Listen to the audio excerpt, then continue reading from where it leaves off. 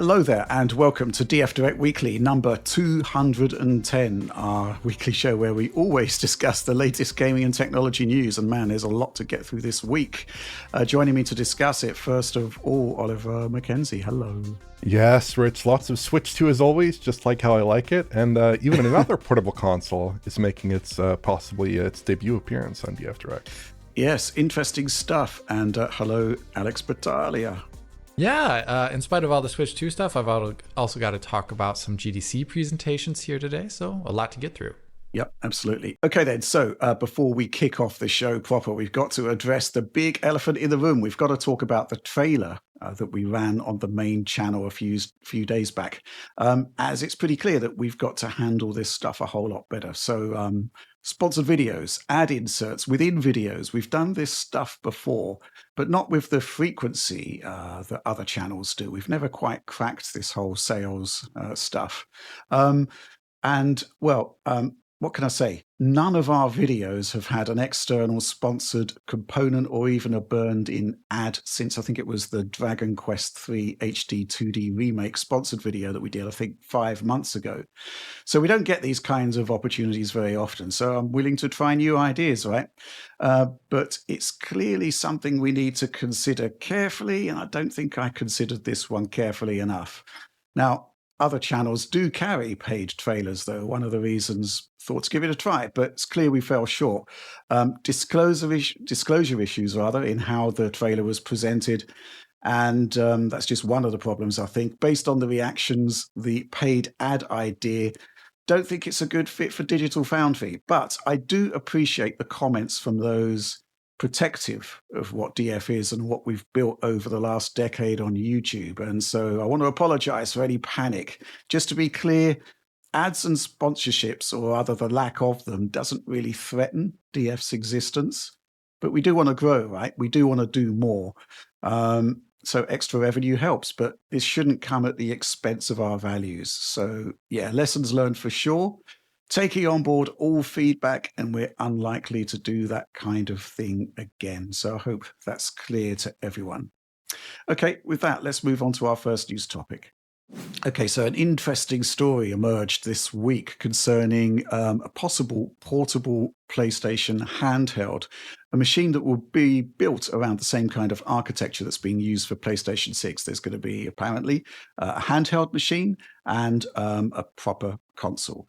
Details have emerged via a reputable leaker, Kepler L2, and man, there's a lot of interesting detail here. Oliver, what's the score here? Yeah, so basically this story amounts to some kind of cryptic posts that Kepler has laid out on NeoGAF, I believe. And basically he's laying out the spec for a future PlayStation portable type console. And I think the key kind of numbers here are that he's talking about a 3nm process technology, which is not currently used in GPUs, but is going to be used for Nvidia's Rubin architecture and presumably their future consumer GPUs as well. And he's also talking about a 15-watt power limit for that chip. And he's also detailed some other specs here, like he's talking about, running PS5 games, but not at the same resolution and frame rate. In that case, you'd presume that it would run PS5 games with a patch there. He's saying that he thinks the estimated performance is somewhere between Xbox Series S and PS5, which is certainly very intriguing and very appealing. And he's talking about it taping out a couple months after the regular PS6 SoC, so presumably in time for maybe a 2027 launch, somewhere in that region. That's at least what we're supposing based on certain rumors right now. That could be in the ballpark of where it's going to launch there. And he unsurprisingly says it's going to be a lot less than 40 CUs there as well, which is not too surprising in response to someone's question. So I think this is pretty appealing. I mean, 15 watts is a good power target for something that might be a portable system. You might want to run it for like 2 hours at peak load. That would be a reasonable amount of power for it to draw. Certainly we see that with Steam Deck, and with 2 node jumps above the Steam Deck, that gives you hopefully quite a lot of additional performance on top. I think it'll be much more powerful than, say, a PlayStation 4, for instance. So in that case, of course, I'd hope for full PS4 BC and then integration into PS5 and PS6. But I think that integration is going to be interesting because on PS5, you can imagine they could patch titles, right? It won't work with unmodified games, you'd presume. Unless Sony has cracked some incredible power that we're not aware of, they should not be able to run those games unmodified. But on PS6, what would it be? Would it be a baseline requirement for games, or would it be patched in on a game-by-game basis there as well? Would it be the kind of thing that developers can overlook, or would it be part of the fundamental next-gen spec? I'd kind of lean more towards that latter possibility, because I think games need to scale to as many platforms as possible to justify their very inflated development budgets these days. And so I think with graphics being as scalable as they are in this age of ray tracing and machine learning, I'd expect more scalability into next generation with possibly a portable Xbox. You've got the Switch 2, obviously, at the extreme end of the scale. And then you've got some of this portable PlayStation stuff going on that could possibly fill that area beneath the PS5, but still with that current generation feature set of the PS6. So yeah, I think this is very intriguing. I think there are a couple other technical details that would be curious to learn about here. I'd be curious to see what the CPU architecture is. I'd be curious to see what the CPU configuration is. You'd presume it would be like at least 8 Zen 6 cores, Zen 5 cores, something like that, right? I'd also presume it would have to have quite a lot of RAM, probably 16 gigabytes minimum to run the games that you want it to run here, realistically. And it also needs to have some scheme, I'd imagine, for expandable storage. So you can almost think of like an M.2 bay, but only fitting maybe a 2230 chip there. Mm-hmm. So just a small M.2, like we see in the ROG Ally, for instance, where you can swap that out. You just have the choice of that really small SSD sizing there for the M2, but that should be fine for a system like this. So yeah, just some overall thoughts. I think it's an interesting leak. I'm certainly finding this very appealing myself. But yeah, I'm very curious to see how Sony will approach this one. Mm-hmm. Alex, what do you make of all of this? Well, it's pretty interesting because if it's coming out apparently after the PS6 is coming out, I don't think it's going to be some sort of like weird in-between architecture. Rather, I'd be thinking you'd be using whatever version of RDNA. They're not going to call it that. Probably then it's going to be UDNA. Mm-hmm. I imagine it's going to be using the same thing as that with all the backwards compatibility hardware features that are required to make it and possibly run PS4 and PS5 games, including probably like the slightly not complete CU that is used for like Tempest audio and stuff like that. I imagine all that would have to be in there, and that would mean this is not like Kepler would say, this is not some sort of Strix product at all. This is completely custom, purpose-built for all of the stuff that makes the Sony ecosystem run.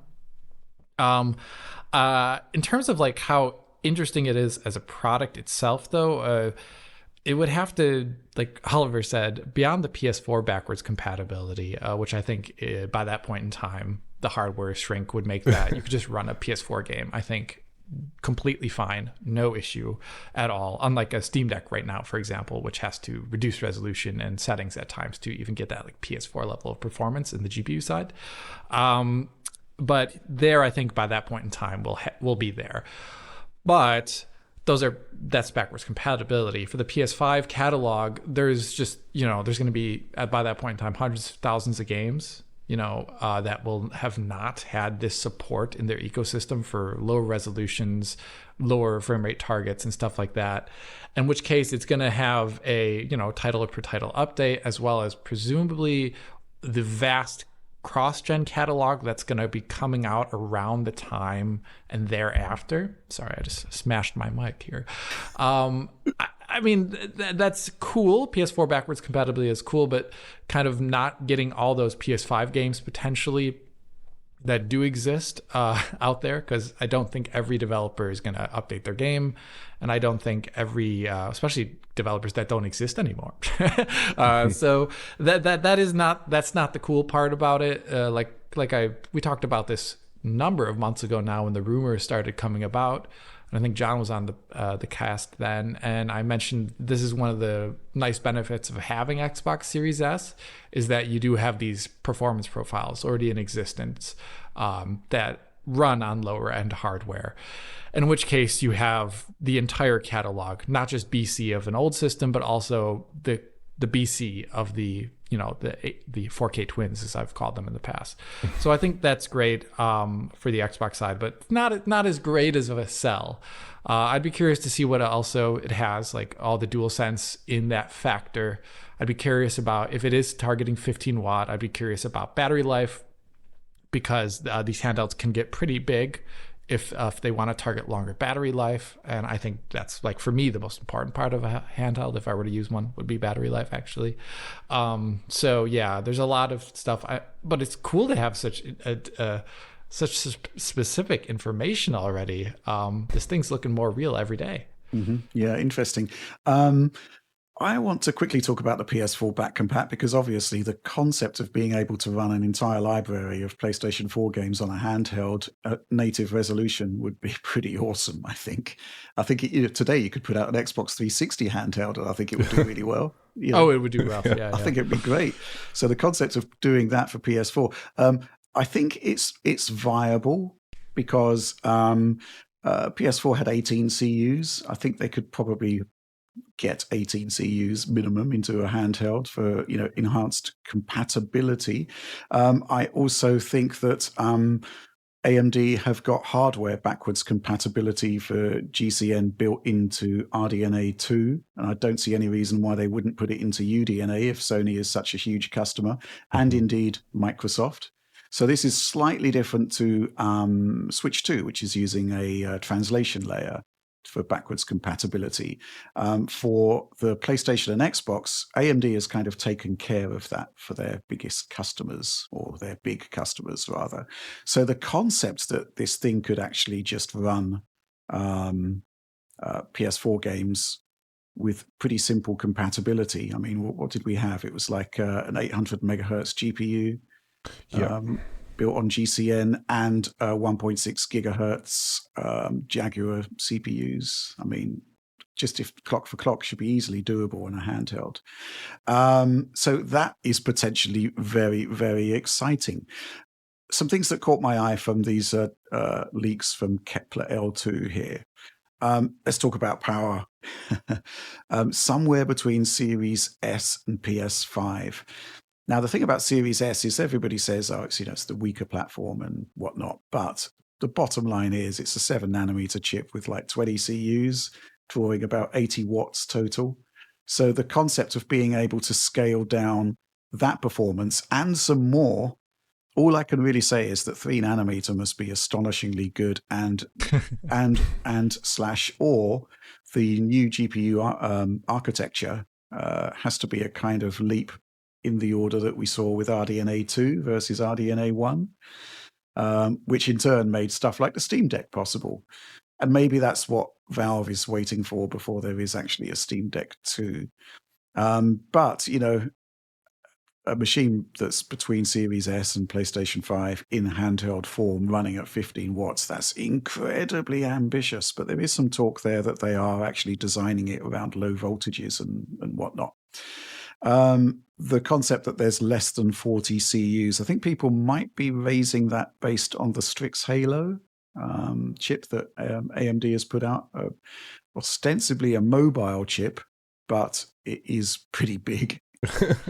I guess the other thing I've kind of really interested about here is the concept of how big the die actually is and how expensive it is to make, because we've got Strix point handhelds out there, but they're commanding pretty big price premiums.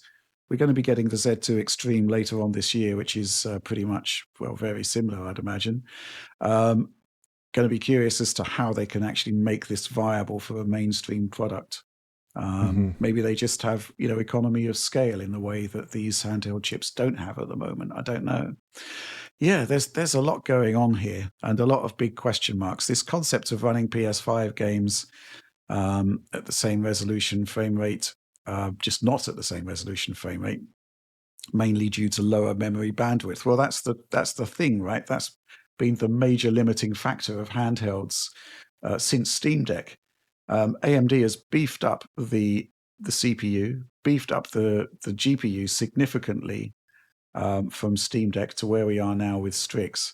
And the performance gains at 15 watt aren't actually monumentally fantastic. So Is memory bandwidth still an issue for this new machine? Kind of suspect Yeah. it probably will be, because memory controllers occupy a lot of die space. So yeah, I mean, exciting stuff, right? But it's all got to be proven out. The other thing I will say, though, having said all of that, is, I'm just thinking back to the PlayStation Vita, which came about in the PlayStation 3 era, essentially.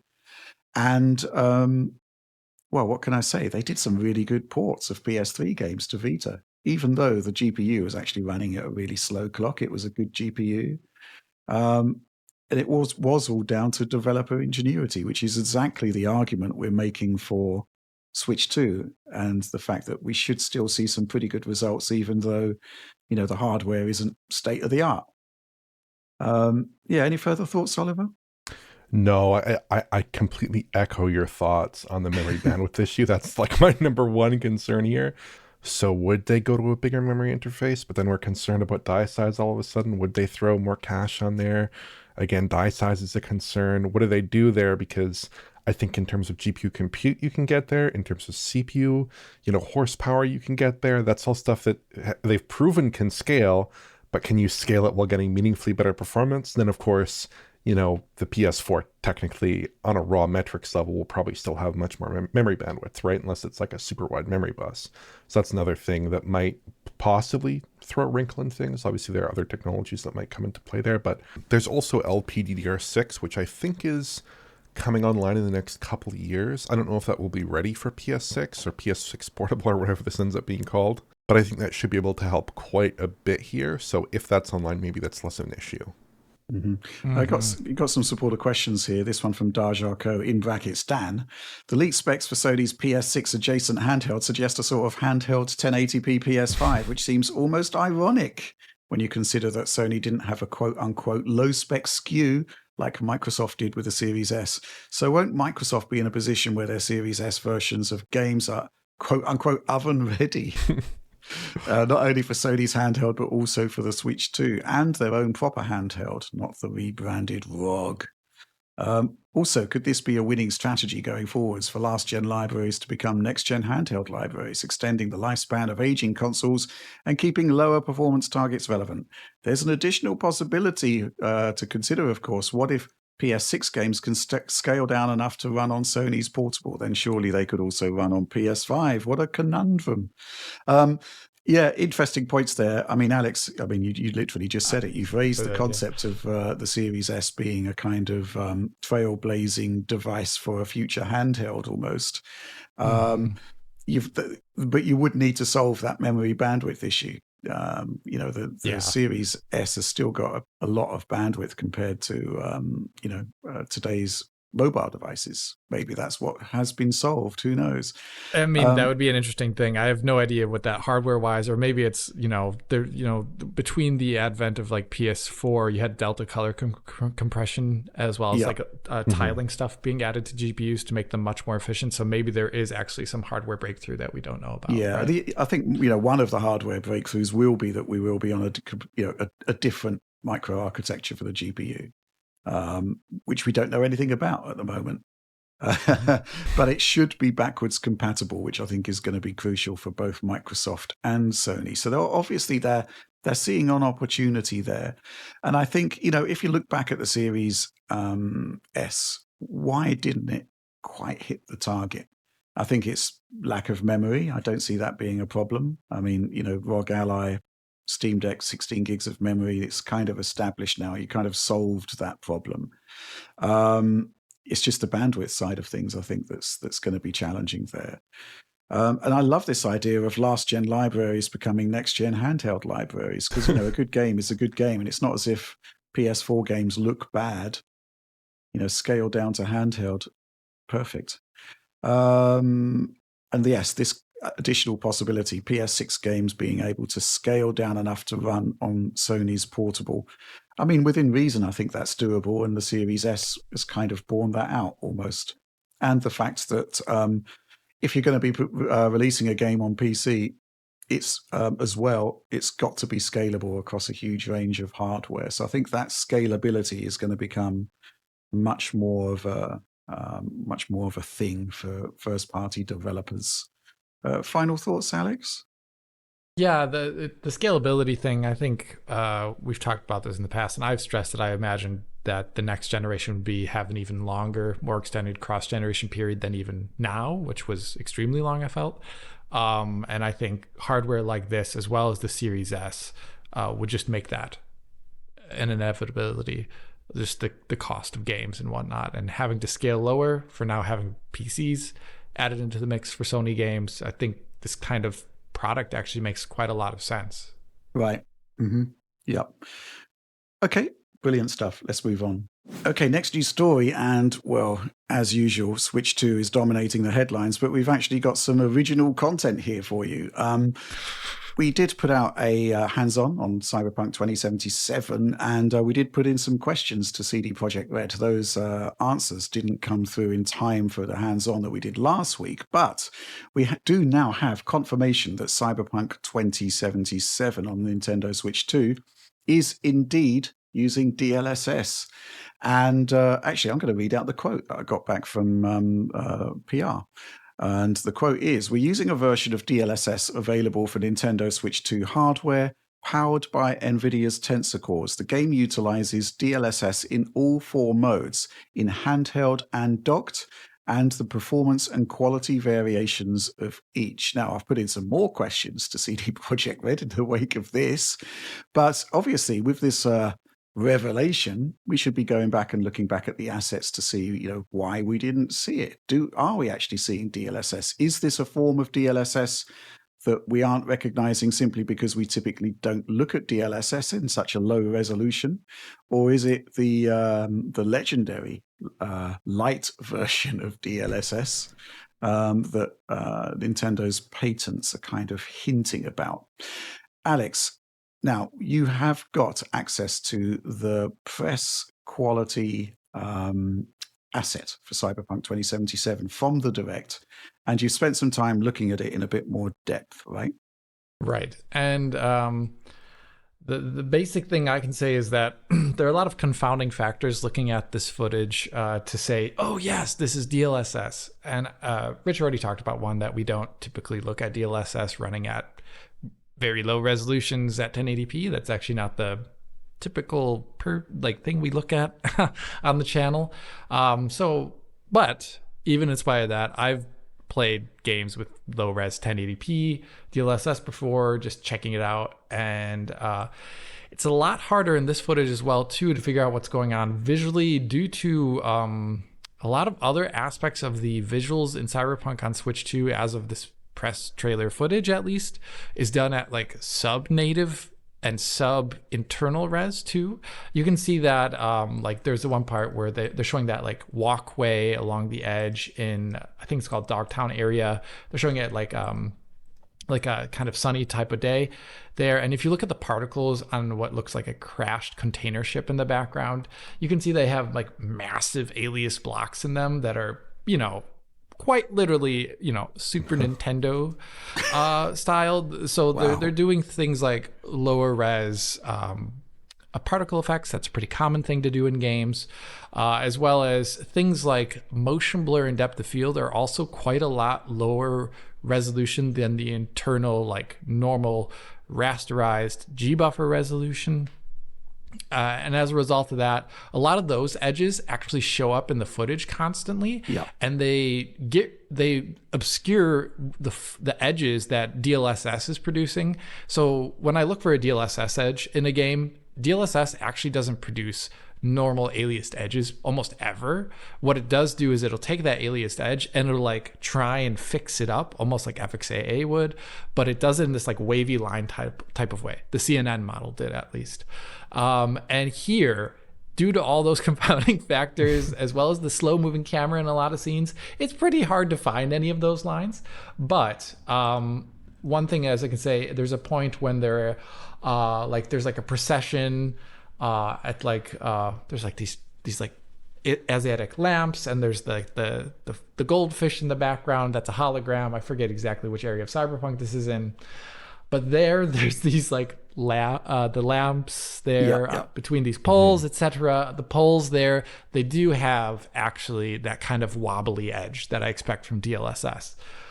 But the rest of the footage, it's harder to find those kind of edges. For example, when the character's moving along there on the motorbike at the one section, a lot of those edges there would typically have that kind of bug in them. But here, due to the extremely low quality motion blur that is on, it's actually obscuring all those edges pretty much all the time. And instead, you're getting full aliased edges, which is not what you'd get with DLSS. Another thing to say is that there are a couple moments where I can say at least this isn't FSR2, because when characters move their arms, you don't get the typical disocclusion fizzle, which is something, you could technically not have that with TAA, but that would be another thing that points to, this footage here is using DLSS in that aspect. But a lot of the other things that I would usually expect to see from DLSS here, CNN model, I'm also not seeing. For example, any of the other visual bugs that it can cause occasionally, but that's probably down to the lack of variety in the footage and just how fast this footage is. So right, yeah, fair enough. It's interesting that you're talking about the post-processing being of a lower resolution, because typically with DLSS, it's rendered at native resolution, native output resolution, those effects, right? Yeah. That's how, why DLSS, it's not actually always upscaling from a lower native resolution. There are certain elements that will just look poor if you upscale them. And we've got the reverse here. They're actually of a lower resolution. The resolution isn't going up for that post-processing, it's going down, which is, of course, a time-honored bandwidth-saving trick that, I first saw in like the Xbox 360 PS3 generation. Yep. But, it still persists even today, as we're seeing here. Okay, so I did get back to CDPR with a few more questions, perhaps too many. But surprisingly, I did get some interesting results back from that email. First of all, confirmation on the performance and quality settings. There are indeed performance and quality settings targeting 30 FPS and 40 FPS for both handheld and docked configurations. This may have been reported elsewhere, but they're all 1080p, except for the handheld performance mode, which is targeting 720p 40. That's quite interesting.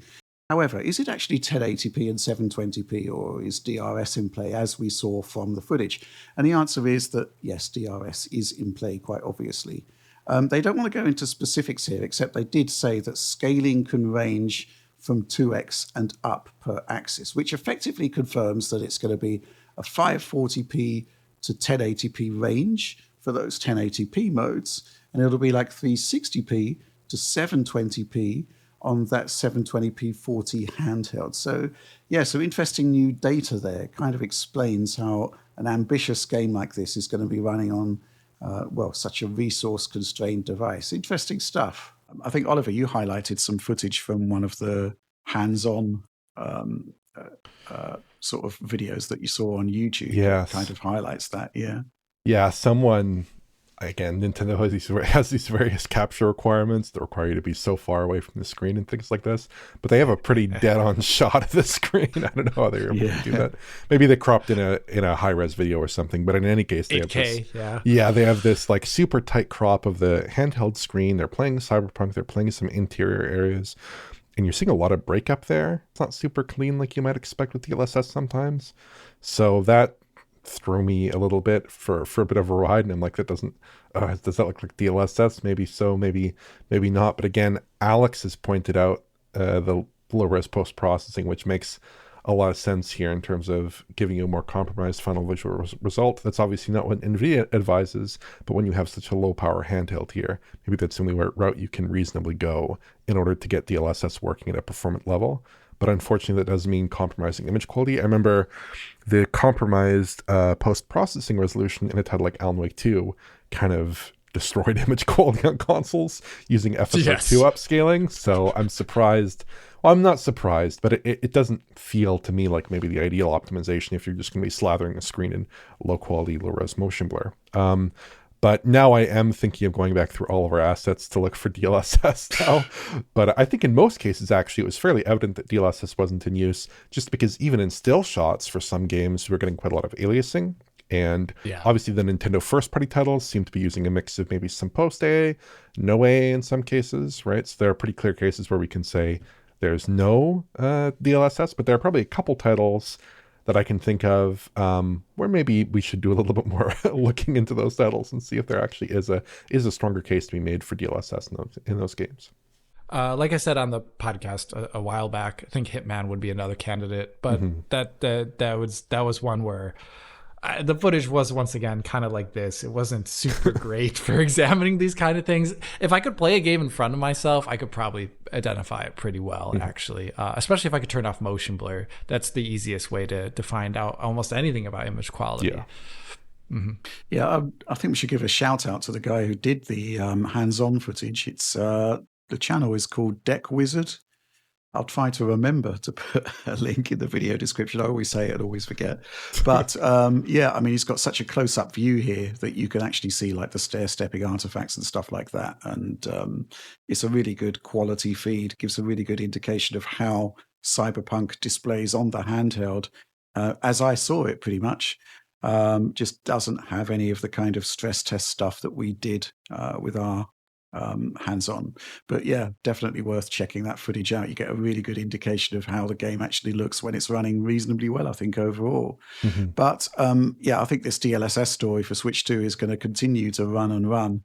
And it's perhaps slightly sort of disappointing that Nintendo isn't the kind of company that does tech disclosures about, the tools within its development kit.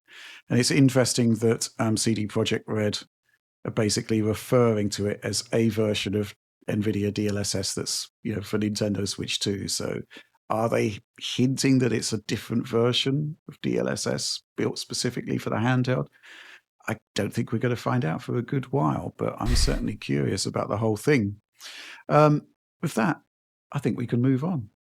Okay, next news story. We're going to be sticking with the Switch 2 here. So, Oliver, something that you noticed this week is that there has been a slight change to wording about the VRR support for the Switch 2 when docked. And this is on official Nintendo sites. It's all a bit of a puzzle. We don't know why it was changed, but why don't you take up the story here? What do you think? Is VRR support for docked play, connected to a TV, that is, going to support VRR or not? It's not clear, is it? That's the question on everyone's minds. That's the $6 million question. And hopefully, maybe we can come a little bit closer to an answer here today. So this is a very weird situation because when the Switch 2 was revealed 2 weeks ago, they were very clear about the screen spec and portable play. It had a VRR screen, HDR, 7.9 inches, 120 hertz and 1080p, a pretty nice list of specs there, but they were more evasive about the spec for docked play. In particular, like the display out, they later clarified it was up to 1440p 120, 4K 60. That made a lot of sense there. And it supported HDR as well. They were quite clear about that. But they did not specify VRR support. They didn't list it on their website specs. It wasn't in the Direct. So what was going on, right? That was the question. But shortly after the Direct was published, on their website advertising Switch 2 features across multiple regions and multiple languages, this is what they said. They said, the system also supports HDR, VRR, and frame rates up to 120 FPS on compatible TVs. And then beneath it, there was a subscript saying 4K resolution VRR and HDR are available in supported games and require a compatible display. So that's like really unequivocal language, I would say. And so I even cut segments from the DF Direct, the first Direct we produced, where Rich was questioning, we were questioning, is there VRR in docked play or not? Because it seemed so unequivocal to me that was the case, right? But on Wednesday, a very curious thing happened, which is that on the Canadian and US websites, VRR was removed from that description. They only mentioned HDR and 120 FPS support. That was on the Canadian and US websites, but then actually later, the following day, it was removed from the European websites as well. So it's gone from the Great British website, gone from the Dutch website, gone from all these European websites for the Switch 2. So I posted about this on social media after it was brought to my attention by Fiddler2K and the DS supporter program, and I obviously validated the information. And it was a very curious change. Now, given that it's permeated through all their websites, I think it has to have been for a reason here. It's probably not just some mistake. Obviously, Nintendo has not commented on it as of this recording, but it's a very weird omission, and it's a very material omission because VRR can be a very important feature. So I think one element, what could be going on here, is that the Switch 2, like the Switch 1, it's using a DisplayPort to HDMI converter. And historically speaking, I believe on other Intel Arc cards and on Steam Deck, DisplayPort to HDMI conversion has had issues with VRR support there. People have had issues with DisplayPort to HDMI conversion. With VRR, in a lot of cases, it seems to flat out not work. In some cases, maybe you can get it running with a bit of tinkering there. But my own personal expectation here is that maybe Nintendo intended to ship VRR as a feature on Switch 2 in docked play, and then subsequently they've come to realize maybe this isn't going to make launch, or maybe it's not going to make the console at all. But something clearly has to have changed either in their PR or in their understanding of the device between 2 weeks ago and 2 days ago, right? Something shifted and something has to have changed, I presume. Right. Do you think it could be simply that they found some compatibility issues? I mean, this is entirely speculation, but there is obviously something has changed that's necessitated a change to PR messaging globally. But it could well be the case that maybe they found some compatibility issues and they're not comfortable rolling out the feature for day one. Therefore, things had to be adjusted there. Just don't really know, do you? It's kind of, no, a bit weird. Yeah. Interesting. I mean, the whole sort of output of the Switch 2 in terms of its docked capabilities, it's always seemed a bit strange because, actually we got this question here from supporter Julian Schnitter. Morning, lads. Do you think that Nintendo is making a mistake by not running the system docked at 4K 120? Obviously, games won't run that high, but they are missing out on fully utilizing docked low frame rate compensation. Well, that's an interesting point, right? Yeah, I think it's interesting. I think potentially they are, but in this scenario where they're not automatically kicking you into that 1440p 120 mode when you need to have it for your game, like the PS5 does, right? Where you might have a 4K 60 mode and then it kicks you to 4K 120 or even 1440p 120, depending on your display settings, depending on the cable you have connected, depending on your television support, it will kick you around to different display configurations as needed.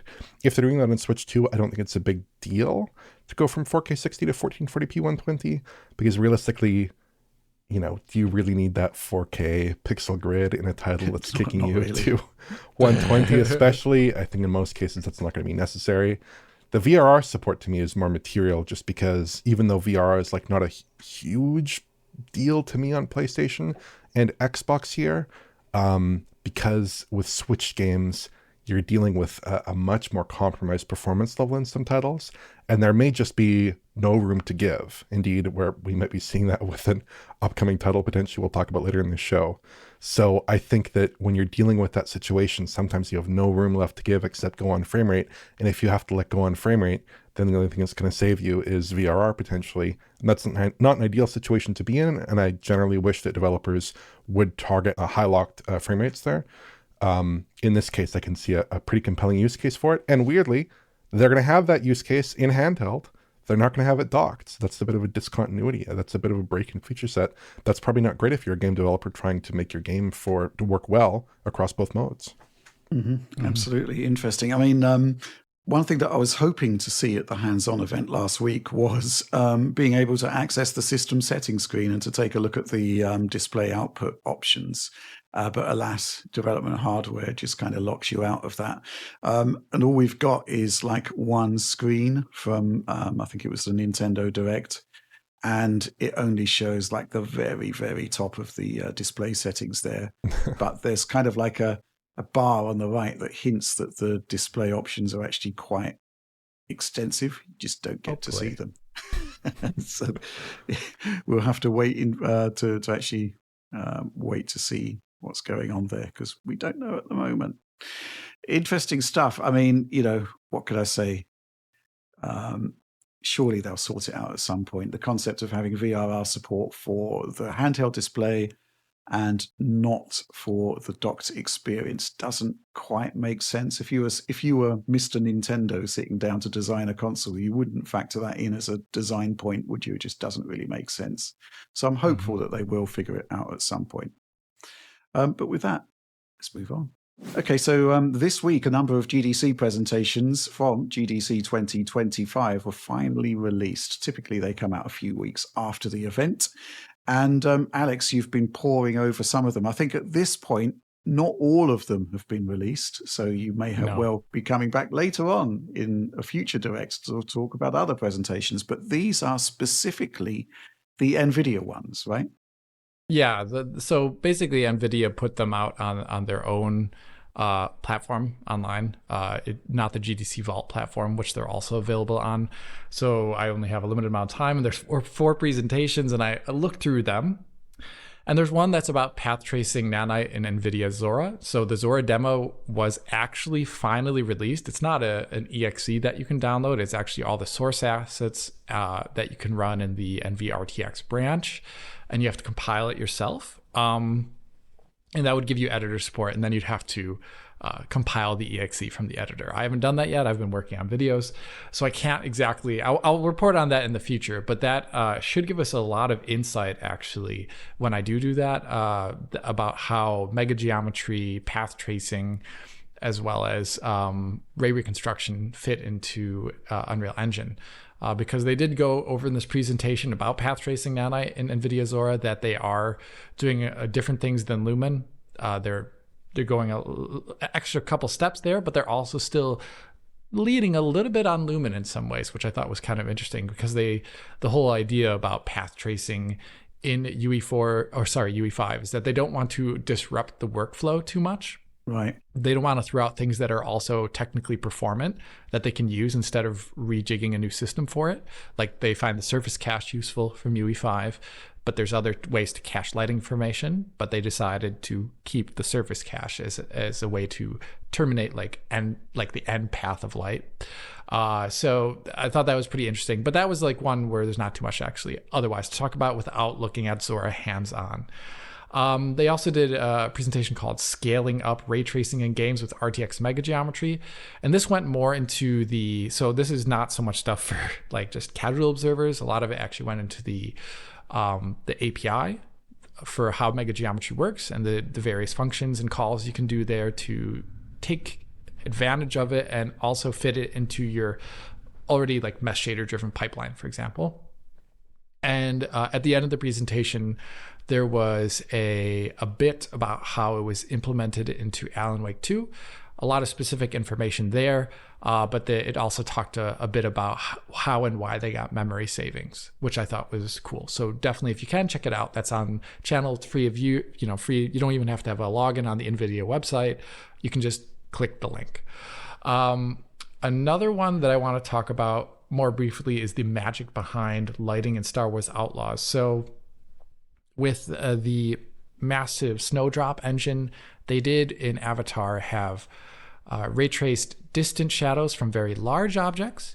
They had ray traced GI that was based on like screen space, probes, as well as with some hardware RT lighting in there too. And then they had reflections based upon those same constraints. But with the game Star Wars Outlaws, they also introduced RTX DI into the game, which is restir direct lighting when it's not branded. So it is actually something that works on all GPUs. Doesn't have any NVIDIA specific stuff in it. And the presentation, at least the first half of the presentation that is not about ray reconstruction, goes into the challenges of adding RTX DI into a game that even already has ray tracing set up. So you would think like, oh, this is super easy to integrate. We're just tracing more rays along the same stuff. But it's like, no. For one, they have a simplified BVH where the geometry and things that are in the BVH that are moving potentially is a lot lower res, lower fidelity. You can't really use that for something that is tracing per pixel lighting detail in a scene. Otherwise, it breaks apart. And there's a couple of really cool side-by-sides or back and forths they do in there in the presentation of showing what the game would have looked like with RTX DI with the simplified BVH and what it looks like with RTX DI and the more expansive, much more accurate geometry and geometric features that they added in. And that was a big part of the presentation. And I thought it was really enlightening. It's not just easy as pulling a switch. I mean, that's obvious, but it just goes to show that even integrating something that seems it would be natural actually requires a lot of work. Another part of the presentation that I thought was cool was they talked about the quality scaling of the RTX DI, and technically they could have done it much more simply where it just traced to any of the analytical lights in the scene, but they realized that this is Star Wars, and Star Wars has tons of emissive light sources from like triangles that they built into the game world. They already leveraged that a bit with their RTGI system, which will trace to those, but you could have a much more accurate trace if you also include it in the direct lighting as part of RTX DI. So there could be a scene with like millions of emissive triangles in it in like one of the hangar bays they show, quite literally. And that works. RTX DI can do it, but to get a stable image from it, it requires more initial samples, as they call them. That becomes prohibitively expensive on the like modern mainstream GPUs. So what they did is they created a heuristic based upon the scene to dynamically vary essentially how many triangles and the distance to the triangles that will be traced, so they can actually get an image that congeals at the end and looks good. And the one thing I didn't know when I was doing my video back then, I was like, what do these settings for RTX DI do? And now I know, based upon this presentation, that all the way going from like low to max, one thing they'll add in is sun shadows, like I could figure out back then, but they'll also increase like the size and the amount and the distance to the triangle that will be traced against. So that's why when you ramp up to the max setting in that game, you start seeing more lights show up in the game world and more at a distance. And I thought that was really cool. And it finally explained something I could see in a game, but I couldn't exactly pinpoint what things were scaling. So that was more fun for me, maybe less so for you in the audience. And the last presentation that I wanted to talk about was RTX neural shading, practical techniques and applications. And this one, the first part of the presentation was mainly about like the training process, as well as like how would you do a neural shader. For example, they used the shading example there, like approximating the Disney BSDF, and went through the process of how you train it and what it looks like. But the second part of the presentation by Alexei Pentlev was about using it for texture compression and texture decompression. And we've talked about this in the past because Nvidia presented, I think, the first time 2 years ago. And the presentation talked about how they've optimized it since then, made it about like 30 times faster on the GPU. But it also introduced new types of neural texture compression and decompression that they think will be more shippable in games. So the first type that we talked about years ago, and they even released a sample for it, I think, let me use the proper phraseology here. They call it inferencing on sample. And the benefits of this technique where you would have the already compressed texture on your GPU, and it's not in a GPU readable format, and you would decompress it as it's on the GPU already in a very small and compact form. And you don't decompress it. You'd get the inference of what it should actually look like in its non-compressed form in real time, and it's still saving all of that disk space there because you're actually doing the inference in real time on the GPU. You're not filling up more VRAM with a larger representation. And so that's how they could get massive VRAM savings of it. They said like 8x versus block compression formats. But the problems with it were, one, on more complex materials, it would get progressively more expensive.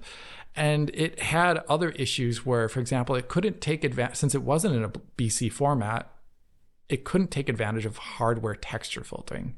So the texture that would be spit out would be actually just stochastically sampled, and they would integrate it into like a filtering paradigm over time. So it would use TAA to denoise textures. I think that would work, but obviously you can see why that would probably not be great for a lot of use case instances.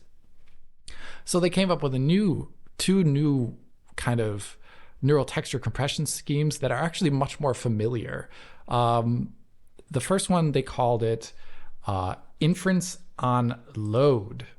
And this one is actually like neural texture decompression, like the way direct storage works, where there's already the compressed textures on disk that are then decompressed after they go from PCIe onto the GPU, and they exist in a larger uncompressed format on the GPU, which is then, so that's all done on the tensor cores, which are then rapidly transcoded into block compression format. They had some numbers there, but they were a little bit without context as to how fast this is. I mean, you could do the maths and you'd find out something like you could do, hundreds of 4K textures or materials on like an RTX 4090, but that's an RTX 4090. It's really hard to actually get a sense of what that means for an average game.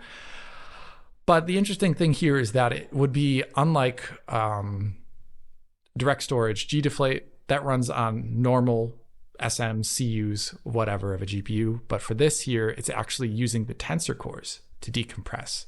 And I'm curious if in the future Nvidia is going to push this, or Microsoft is going to push this as an alternative format maybe that is available to developers to use with direct storage, because it would give them a sort of hardware acceleration that they currently don't have on the GPU side.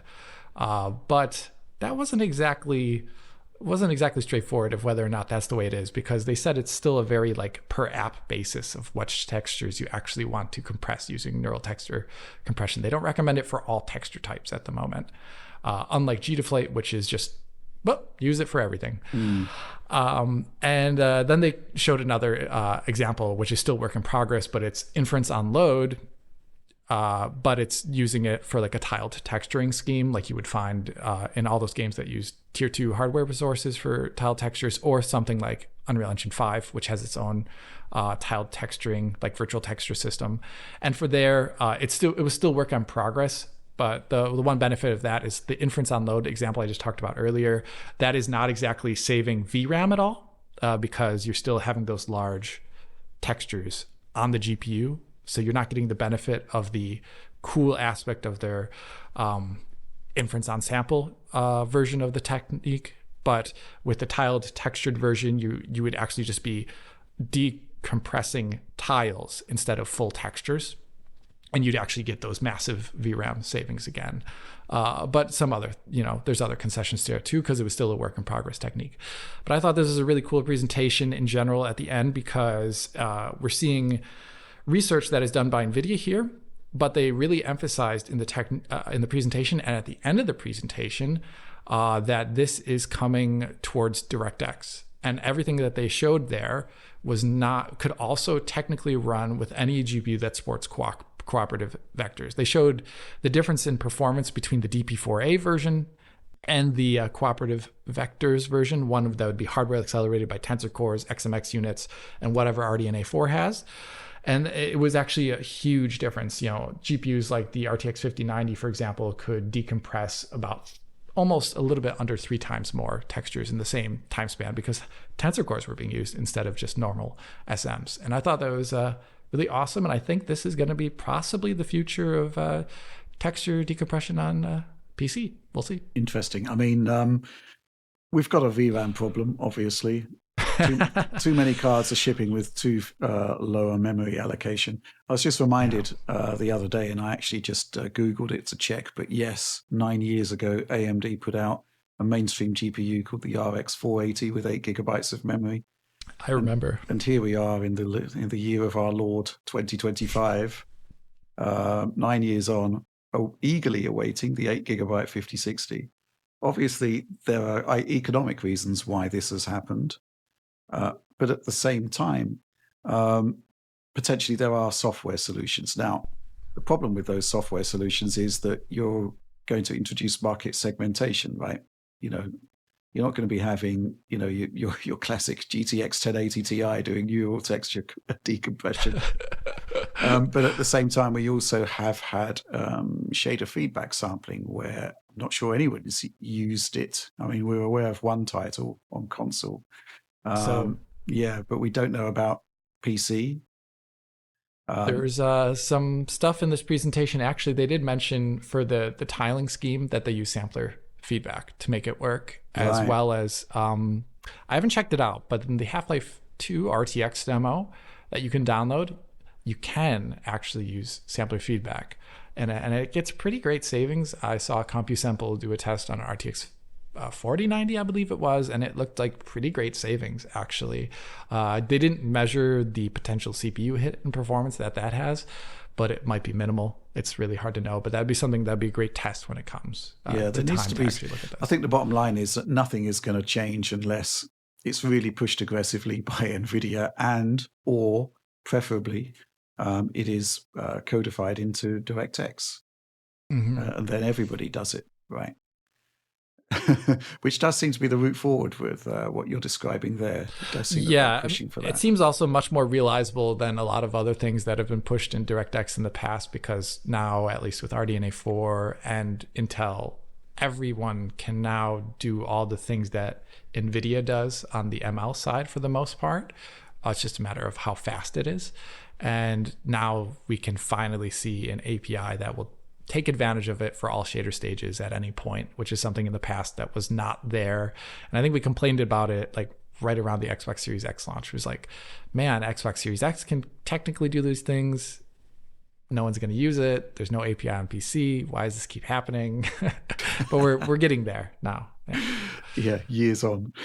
Years on. Any input there, Oliver?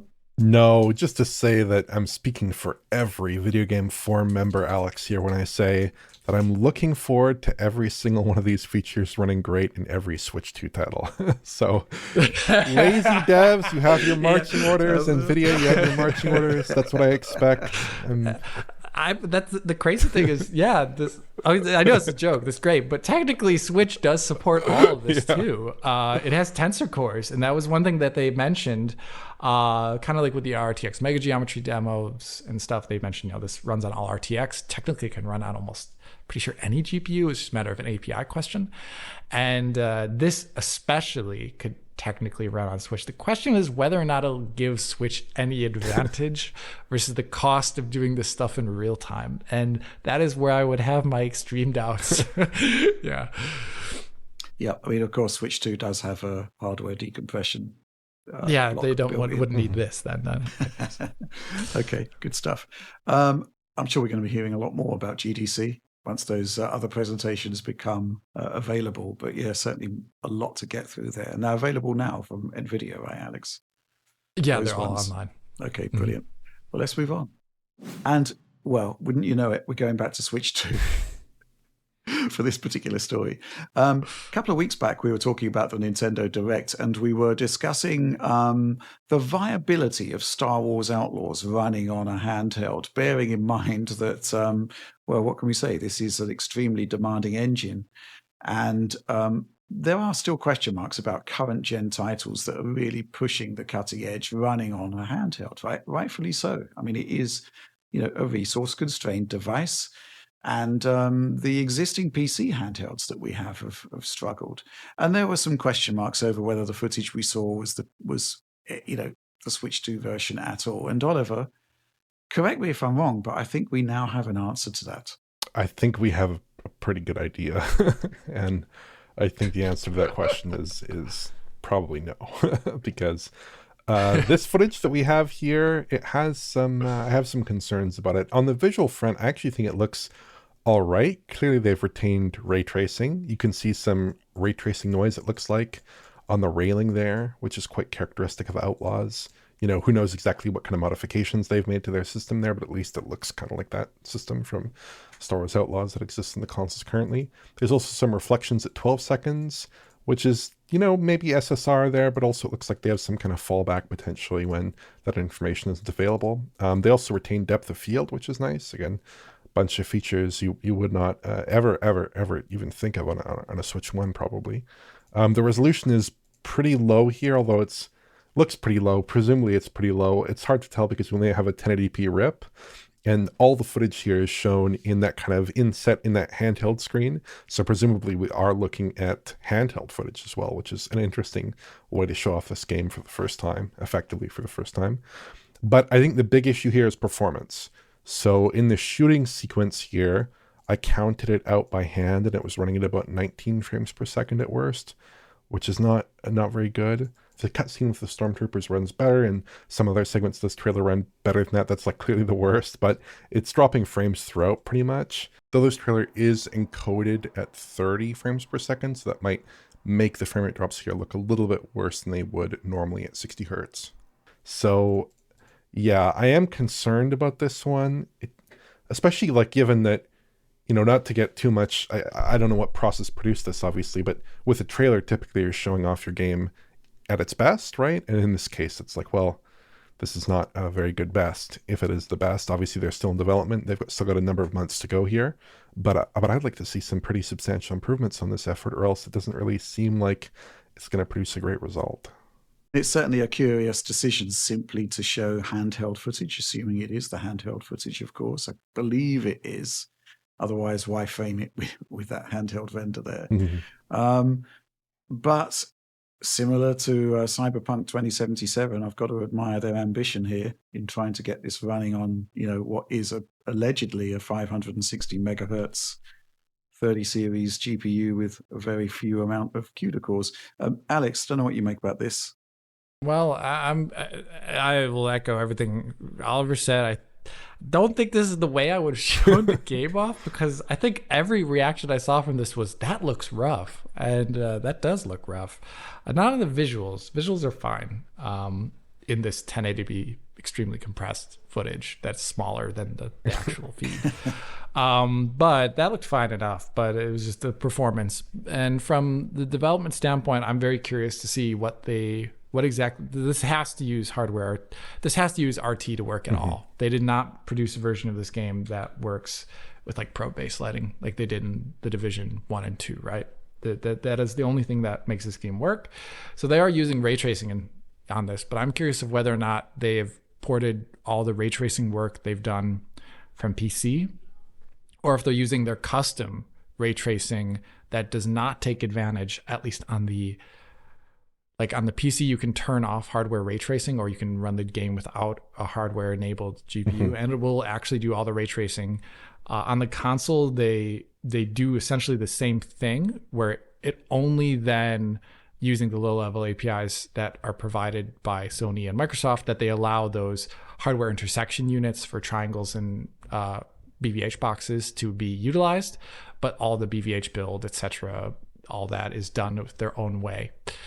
And I'm curious to see here if they are actually going to leverage whatever ray tracing API they have on the Nintendo Switch 2, or if they are going to be using their I would say strange but efficient custom thing. And the reason why I'm wondering about that is because with their custom thing, they wouldn't take advantage of any of the hardware traversal unit stuff that is available on an Ampere level GPU, like we'd see in the Switch 2.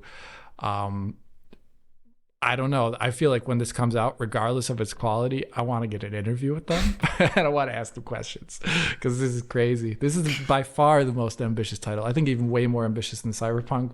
And launching according to this trailer in early September. That's so early into this console's life cycle to see like a big impossible port like this with tons of ray tracing in this gigantic open world. One of the best looking games on current generation consoles and PC, and to see it on this console at this time is really extraordinary.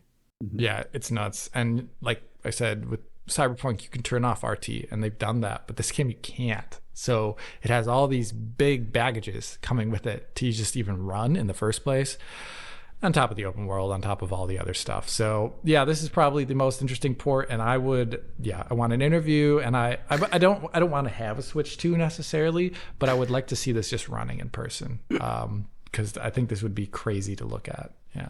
We actually had a comment in the comments to one of the directs where it just says, "Why do you get Alex talking about Switch 2? Doesn't care." Yeah. Well, here's a good example. I like this. This is cool. I like seeing ray tracing being scaled down. I actually think that's fun. That is absolutely a lot of fun. Yeah. I mean, what can I say? The thing that we've been talking about with regards to the kind of horsepower level of Switch 2, the sort of idea has been, well, you know, any game that's built from a cross-gen perspective shouldn't be a problem. There should be scalability there. But this game, there is no PS4 version. There is no Xbox One version. They've got to work from whatever they have from their existing PC version in terms of how they scaled that, I imagine, and then customize still further, which I think is quite astonishing. I think from my perspective, although you're quite right, I have just downloaded the file. It's a 6.8 megabyte MKV. So there's not much to go on here in terms of raw visual information, but it's not as if I'm looking at this and seeing a game that actually seems to be running at a noticeably poor resolution as such. You can see that there's, the detail is there. It's not as if you're being dramatically shortchanged. But yeah, I mean, interested to see more. Just wondering if they could do like a performance mode that stabilizes performance but is a lot more blurry. Yeah, just blur. That'd be interesting. Yeah, but I guess we'll just have to keep looking for new media on this and waiting for the game to come out. But with that, let's move on. Final news story of the week, and oh dear, it's Switch 2 again. There's a lot going on with Switch 2, isn't there, Oliver? But this week there was the Mario Kart Direct, which was promised a couple of weeks back, and quite a short presentation. What did you learn?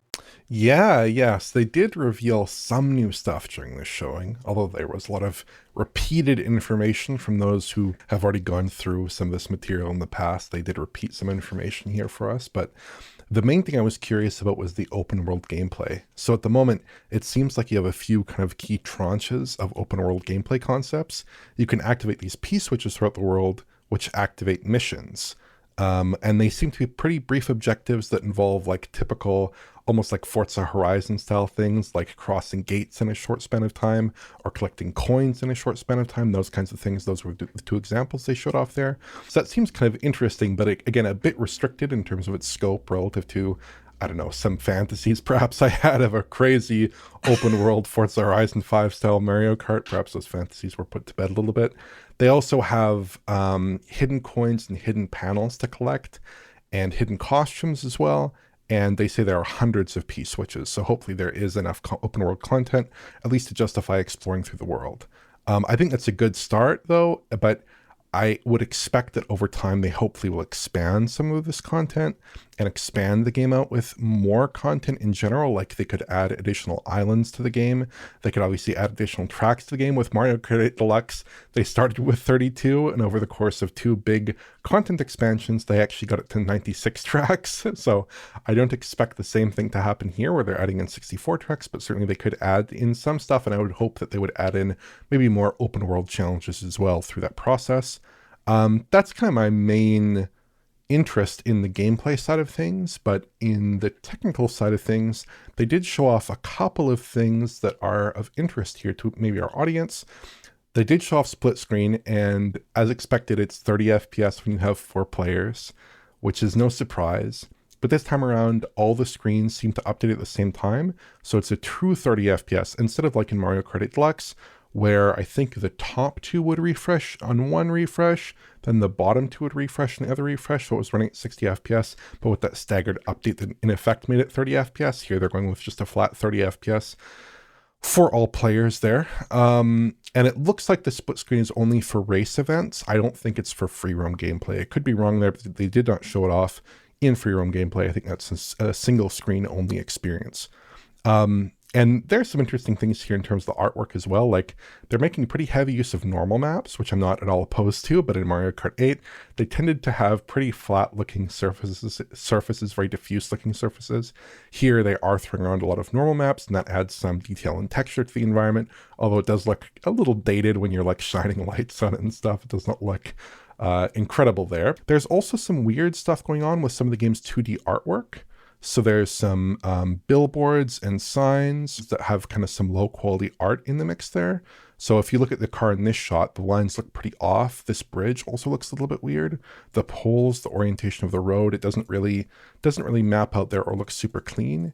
And there are some other examples that I noticed here as well. So I'm not 100% sure what's going on there, and maybe we'll have to look at it in some more detail when the final game comes out, but maybe there's some quality control issue there, which would wouldn't be too unexpected considering that there's like a vast amount of custom artwork for all the little signs in the game, and this game must be absolutely massive in terms of its art content production pipeline there.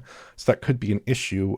But yeah, I would hope that could be improved before release, but also there are a lot of signs and a lot of art in the game that looks perfectly fine. So that's just a little issue that I noted scrolling through this trailer in some detail. Beyond that, though, this does look very familiar to what we've seen so far.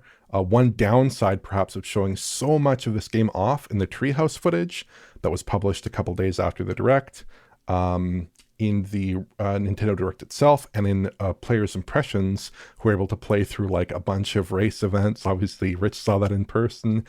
People got to see quite a lot of this game's race content already.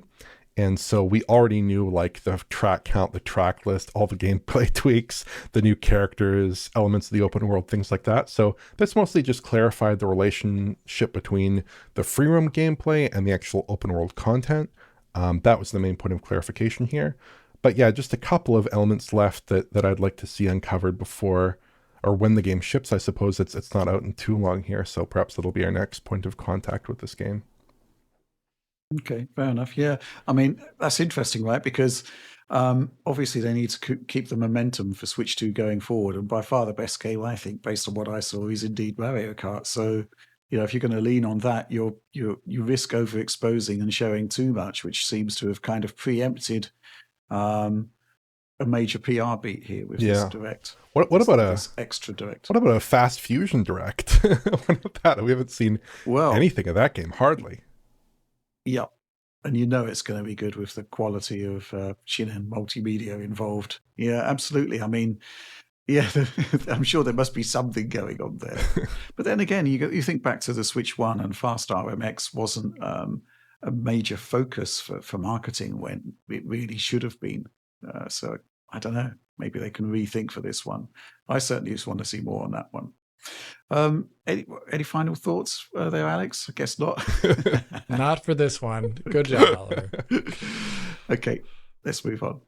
Okay, then, so let's move on to Supporter Q&A, which is the part of the show where every week I ask our supporters on Patreon to pose their questions, the ones that we're best equipped to answer, make it into the show. We're going to start off with this one from Didlix. Hi, gents, smiling emoji. He's actually written that out just in case, I need some help there. Hi, gents, smiling emoji. The thing I'm most looking forward to with Switch 2 is playing my games with a better frame rate, which in my mind is making this feel more like a Switch Pro. Had there ever have been a Switch Pro, what hardware would you have expected to see in it? And how much would that differ from what we're getting with Switch 2? I'd like to start off with a few thoughts on this one, because I think there's two potential routes forward they could have taken with a Switch Pro. First of all, the basic one, the Tegra X1 was revised, the Marico chip, and it has a huge amount of overclocking capabilities, both in terms of, CPU, GPU, and crucially, memory bandwidth. So as we discussed last week, we were hoping that, or rather one of our supporters was hoping that there could be some sort of boost mode unlock that Nintendo would add, but I don't think that would ever happen because we've got Switch 2 coming out, which should hopefully do the same thing. So yes, I mean, there's a ton of, just look up Marico or Switch OLED overclocking on YouTube. I'm sure there's a bunch of videos there you can look at. But, there have been the cases where games that are pegged at 30 are able to run at 60 or close to it. That's the kind of thing that could possibly have been done with a Switch Pro. The second option I was going to come up with was Tegra X2, which was very, very close to Tegra X1. Same GPU, if memory serves, same 256 CUDA cores, same Maxwell architecture, but it did have double the memory bandwidth. And similar to the Marico chip, I believe it was on 16 nanometer. So in theory, then, you would have had an even more potent Switch Pro, but it would definitely have been a device of that generation. But Oliver, the final bit of this question, how much would that differ from what we're getting with the Switch 2? And the answer is a huge amount, really, isn't it? Yeah, I think when you're looking at a pro console in this vein, you're really looking at something that's an expanded version of probably an architecture that's not too different from that original architecture, not breaking too much there, and probably not something that is going to require a lot of additional effort from developers. But when you look at the Switch 2 with like, geez, Ampere, Cortex A78C, 12 gigs of memory, 128-bit memory bus, support for mesh shading, support for ray tracing, the tensor cores up the wazoo, all these features. That's not a Switch Pro. That's a Switch 2. And anyway, you slice it, it's just not even in the same universe in terms of feature set. So yeah, I'd say that is a completely different product to any kind of Switch Pro. But I'd echo Rich's comments there. You could see just a boosted Marico Switch 1 that eats up that additional battery margin, basically, instead of going from like 2.5 hours to 4 hours of battery life. Maybe you go from 2.5 hours to 2.5 hours of battery life, and all of a sudden your system is 30% fast or whatever in comparable workloads, right? That could be the case there. Or yeah, Tegra X2 would be my other answer there, possibly, or maybe some custom Nvidia chip that was just a bigger GPU, something like that, potentially there. But yeah, lots of room for improvement there, especially because the Switch 1 was like the last generation of planar transistor-based technologies there. It was not an ideal process, 20 nanometers. It was notoriously difficult to work with. There were a lot of really bad chips in that process, like some of the Snapdragon 800 line chips were quite bad. When you go over to 16 nanometers, all of a sudden you have FinFETs, you have much better control over that chip, and all of a sudden you can do a lot more with it in terms of clock frequency without running into too many issues with power and leakage and things like this. Mm-hmm. Yeah, I'm still intrigued by the whole Switch Pro hysteria that there was a couple of years ago, because the firmware hacking guys, the guys who did the Atmosphere firmware, custom firmware for Switch, were basically poo-pooing the whole thing right from the off. And indeed, we never got one. And I still think that Switch Pro was basically the Switch OLED being confused with formative work for Switch 2. We first heard about the T239 processor in Switch 2 way back in 2021, which kind of fits in with that sort of timeline. I think that's a pretty comprehensive answer, but Alex, any thoughts? I got nothing. You got nothing. Okay, let's move on. We got this question here from LP. Can you address the quote-unquote flopflation re-ampere and how that means you can't rely on the leaked clocks and teraflop figures, 1.7 portable, 1.7 teraflops portable, 3TF docked, to accurately assess the Switch 2's performance relative to PS4 or Steam Deck? And as Gary Colum has posted, it's more like 1.4 TF and 2.5 TF if converted to equivalent RDNA 2 flops. It's got a couple of tweets there. This explains why you're only seeing base PS4 levels of performance for launch titles like Cyberpunk and Elden Ring, especially if you take into account whatever CPU/GPU resource is constantly allocated to game chat, which has to work across all games, as it's a system-level feature like party chat on Xbox, etc. Alex, what is flopflation with regards to Ampere? For Ampere, we've talked about this a couple times in the past now, but basically it was dual issue FP32 in Ampere, and when right when Ampere was coming out, all the GPUs, we saw these like extremely large theoretical flops from the leaked spec sheets, and everyone was just going like nuts. I can't believe. I mean, Ampere was great over Turing, but it was not the equivalent of those largely inflated FP32 numbers. And a really good example of that is if you look like at a GPU like RX 6800 XT versus RTX 3080, and there you have a lot more theoretical flops due to this FP32 thing on the Ampere GPU. But if you look at games that are primarily utilizing rasterization, compute, etc., in the normal sense with no ray tracing, these GPUs perform extremely similar to one another, with the RX 6800 XT actually edging in a number of titles. And that's kind of like been the way this has gone for a long time now. And when you would compare versus the previous generation, you look like an RTX 3070 versus an RTX 2080 Ti, for example, within a similar family of GPUs, just one that didn't have this dual issue FP32. You'd see the RTX 2080 Ti actually being better in a lot of titles, even though the RTX 3070 had a lot more for a lot of stuff. And that just really goes to show that you really shouldn't be looking at least for this metric, the raw number, but you should actually look at like what it actually produces in the games that are being rendered. And in this case, we do not see this dual issued FP32 whatever actually having really any meaningful effect on performance in a way that skews it, such the case that it performs almost 2x. Not at all. So I think what Gary Cullum, by the way, hi Gary, I haven't said anything to you in a long time, but hi Gary. And what Gary recommends, actually, I think that's pretty reasonable. If you actually want to think of numbers in your head, just like divide by 2, and then you'll feel like a more appropriate real rendering power level there vis-a-vis other GPUs. Yeah, I think we've got to basically just completely forget about the teraflop comparisons at this point. I mean, Mark Cerny's basically said the same thing over and over. And especially when you're starting to talk about handhelds. So consider this. You've got like essentially 10 teraflops of compute in the PlayStation 5, right? The Asus ROG Ally has got 8.6, and yet they are not in any way comparable devices. This is a classic example of flopflation, as Mark calls it. And when you start factoring in handhelds into these comparisons, well, again, look at that 8.6 T-flops. I mean, that is so much further ahead of the Steam Deck. And yet, well, what can I say? The Z1 Extreme is indeed more powerful than the Steam Deck, significantly so, but not to the degree that the numbers are suggesting. And there's a lot of reasons for that. Power limitations, definitely memory bandwidth. So it is literally the case that you've got to kind of just divorce yourself. And certainly the concept of comparing compute numbers between architectures from different vendors, that has got to, we can't really do that anymore. You've got to actually measure output.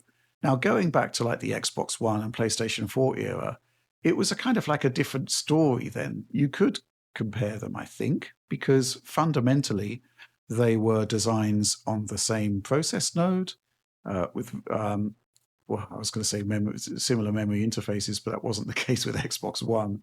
And that showed in some of the comparisons, right? But yes, I mean, that was a different time, similar architectures, similar process nodes, similar power limits. But these days, everybody is going off in their own directions here. And you do have to look at the output of the devices to see what they're doing. And, when you're looking at Elden Ring running at 1080p on a Switch 2, presumably docked, it's kind of similar to a PlayStation 4. And it's basically, as we've talked about both in the Nintendo Direct that we did and also the hands-on, that's kind of like the ballpark figure, the ballpark performance level that we're seeing. But even then, we've got to remember that across the generation, just as we saw with Switch 1, you're going to be seeing developers targeting that architecture directly. And you'll see results that are seemingly outstripping what the hardware is initially telling us it's capable of. But yeah, that's kind of my view on it. Oliver?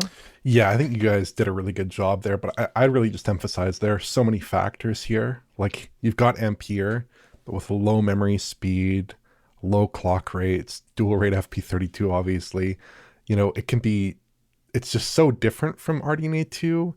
And even this comparison to RDNA 2, which I understand the math here, and I kind of, in broad strokes, I don't disagree with it necessarily, but RDNA 2 is more efficient per flop than GCN. So do we need to do another transformation from RDNA 2 flops to GCN flops again? I don't know. Some of this is just a little bit, I think when we get too into the numbers and too into the raw metrics here, we can lose sight of what we're actually seeing with our eyes, which is that it's like doing PS4 level visuals in some titles. And that's kind of what we indicate. And that's what we are, at least that's what I've been saying. A lot of these titles look like PS4-ish rendering in terms of their quality there. But also, Obviously, Nintendo's going to do a lot with this console. Obviously, third parties are going to do a lot with this console. Obviously, that is not all going to be evident in the run-up to Switch 2, or indeed on June 5th, or indeed probably in the first 6 months, or maybe even the first year of the device's life cycle. So we've got a lot to see here. But yeah, for now, I'd kind of just put the flopflation to the side, put the math aside, look at it with your eyes, come up with your own conclusions. That's what I'd say. Mm-hmm. I think that's fair enough. Let's move on. A question here from Darjar Co. in brackets Dan. Happy half fortnight. Am I the only one that thinks that Indiana Jones PS5 Pro patch is an incredible waste of horsepower? They seem to have wasted all of the spare resources on resolution, with barely any effort put into adding RT features, as titles like AC Shadows have demonstrated beautifully. Alex, you've looked at Indiana Jones on PC. You kind of know what the scope of the PlayStation 5 Professional is. Yeah. What do you make of this? Well, I mean, the features that they have in the game on PC that you can scale up above the console version over the base RT implementation have a lot of baked in costs with them that make them prohibitively expensive and for a lot of GPUs, where I would say for like a mid-range PS5 level GPU, I would not recommend turning on any of those extra features at all. But as soon as you got to Ampere level, higher level GPUs, you should really actually consider turning them on, because they greatly benefit the visual quality in the game. I mean, just to give you a sense of it, the initial level in that game, they're using this like probe-based final gather RTGI technique, and it does give contact shadows for stuff, but it is limited. And on the entire first level, if you were to use any of the features that otherwise come on PC, you would have to have the entire BVH there filled with massive amounts of moving semi-transparent geometry from all the foliage. And I'll be honest with you, I don't think a PS5 Pro could run that really well, based upon what we saw in Alan Wake 2, that utilized a very stripped back version of what we kind of saw in the PC version for stuff like reflections. And those are the type of options that we have here. At least I think it wouldn't live up to the visual quality and the standards that these developers have. Machine Games just runs their game at 60 FPS, even on Series S. And I think it would probably compromise the ability to run the game at 60 FPS, at least, at the most. And I think that's why they probably wouldn't integrate any of those already ready-made features that exist in the PC version. That doesn't mean that they couldn't make up something special that would run on the PS5 Pro, but that would be a lot of extra work instead of porting already made work.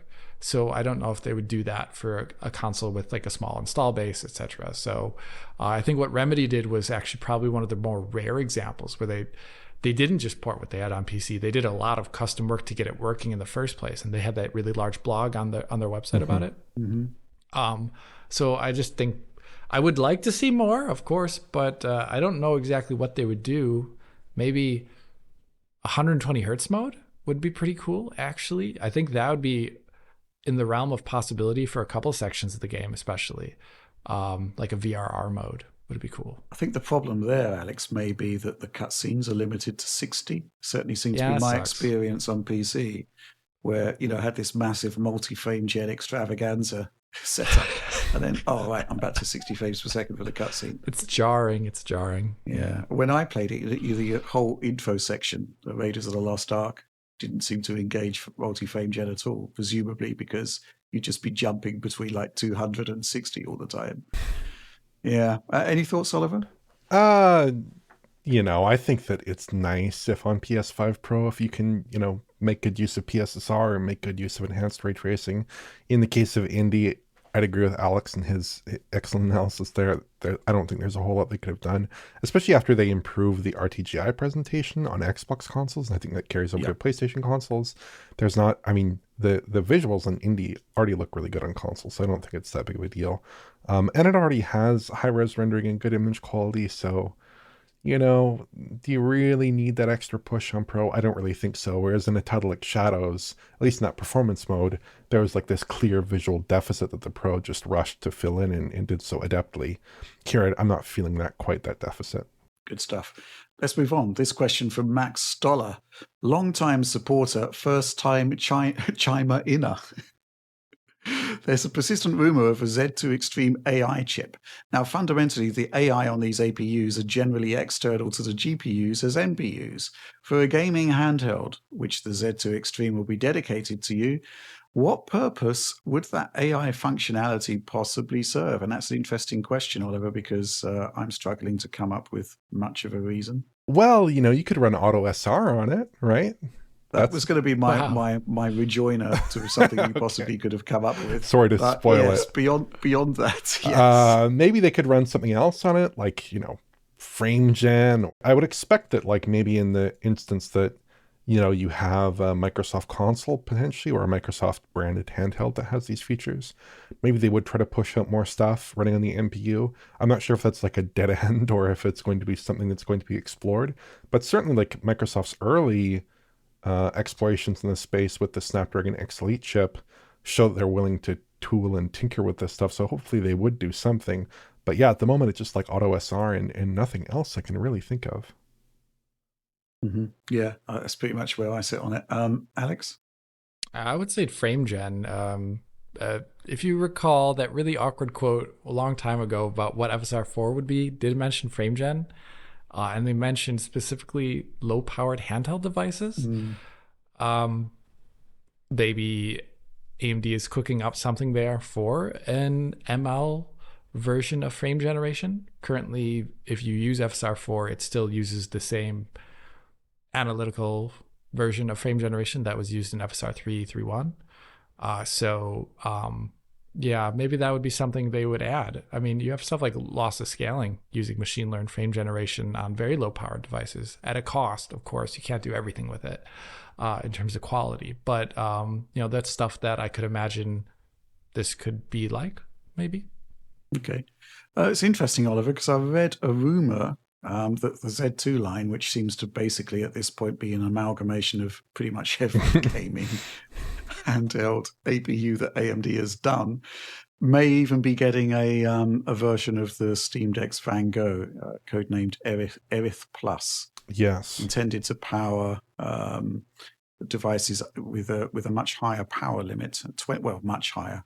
20 watts TDP is not that much higher than 15, but yeah, that's kind of, I mean, the whole Z2 thing has been quite interesting from my perspective, just to see that seems to be like a sort of cobbled together array of, as I said, pretty much every gaming generation APU they're able to get their hands on at this point. Yeah, I'm at least happy that on the low end with like the Z2 Go, that's a lot faster than like the Ryzen Z1, the base model there, which only had like 4 CUs and it was pretty badly cut back. At least like the Z2 Go, and I think it's maybe the Z2A or something from the that's Aerith equivalent. That's the rumor. Yeah, that is at least still a good baseline for performance. And indeed, what we've seen with these handhelds is often you get to that kind of Steam Deck baseline, and then you can kind of creep to plus 20, plus 30% at the same wattage maybe, and then you kind of cap out. So it's not that exciting in a lot of these instances to actually get that scaling there. But maybe, Z2 Extreme with an NPU, if Microsoft supports that to a significant degree, who knows what they could do with it. I mean, I'm sure they could do something interesting.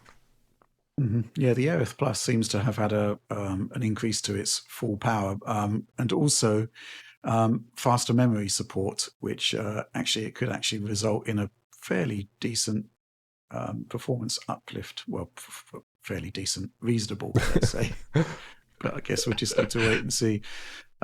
Let's move on. Final question. Greetings, Foundryman, says Ephraim the Dream. I'm always looking for reasons to make my PlayStation Portal viable. Aren't we all? Do you think it will be able to connect to the upcoming PlayStation handheld somehow? Maybe as a second player or a second screen via USB or Wi-Fi? I need this, he says. Alex, what do you think about the concept of a streaming handheld as a complement to a proper handheld? Seems a bit weird, but I do think there is potentially some possible use cases. I don't know. I mean, well, it would be lower cost. I think that would be it. Because technically the normal handheld could also do all the streaming things that the other handheld should do, presumably if it has a media block and a screen and controls and stuff. So I guess what you would be getting is like the controller and just cheaper everything. So it'd be much more accessible to a user. And also it could use, any streaming platform, I guess at that point with the interface. It wouldn't just be limited maybe to one. I don't know. That's really all I see about this price. I don't know. What do you see, Oliver? That's a good question. I don't really see too much of anything. I think that, connecting to the upcoming PlayStation handheld, I think that's a really weird use case. I'm not sure why you would connect it to just the PlayStation handheld and not the actual PlayStation 6 home console. And would you really do maybe it could do both. Okay, yeah, do both, I guess. But a second screen experience when on the go with a PlayStation Portable 3 and a PlayStation Portal and all this stuff. And my mouth is marbling over here. So I'm not too sure. I think it will remain strictly a cloud device. And I'm not sure why it would need integration with a handheld in particular. But who knows? I mean, if Sony does something like this, I'll pay attention because I have a PlayStation Portal. I don't use it a whole lot. Certainly they could do more with it. And if they produce one next generation, it would be interesting to see if they could, integrate some high quality media block in there that could actually do this at a pretty low latency. So they could get better streaming there. That'd be nice to see. That'd be nice. I think what we need is a third screen experience. So you've got your PlayStation 6, you got your handheld, and you got your Portal, and it's kind of like you're multitasking there. That would be quite fun. I think it's interesting, right? Because the existence of the PlayStation Portal would be a direct conflict to a handheld, assuming you've got the PlayStation 6. I don't think Sony would want that.